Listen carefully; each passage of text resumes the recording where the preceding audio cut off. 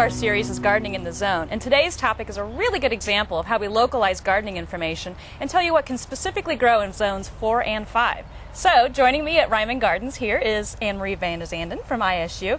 And Anne-Marie, tell us more about growing hydrangeas. Sure, Liz. When most people think of hydrangeas, they think of those big, beautiful florist hydrangeas. And unfortunately, we can't grow those in zones 4 and 5. There is a relatively new variety out called Endless Summer, and I brought those here today. The nice thing about them is that they grow on the current season's wood, which means that they the blooms aren't going to get killed during the winter time. Oh, and one reason people like the florist hydrangea is because of the color, this pretty blue and pink color. If color isn't important, another option would be to use the smooth hydrangeas, and the Annabelle back here is a great example of that. They have these big, large flower clusters. One of the problems with the Annabelle in particular is the flower clusters are so large that sometimes the stems fall over. There are smaller varieties available though.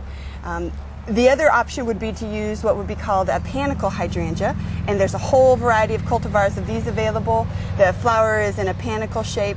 One of my favorites is called Pink Diamond, and as the blooms mature, they turn into this real pretty light pink and brown color. And then another one is Tardiva. And all of them will bloom throughout the summer, so it kind of really depends on your preference. Okay, well, what are some conditions necessary for growing them? Most hydrangeas do well in full sun, so actually they're quite easy to grow. One exception would be the oak leaf hydrangea, which really needs to grow in part shade, otherwise it gets a little bit too hot for it. A little bit of fertilizer and water, and after that they're pretty much carefree. Well, that's good to hear. Thanks. Sure. And if you'd like more information on growing hydrangeas, be sure to log on to our websites. For Gardening in the Zone, I'm Liz Gelman.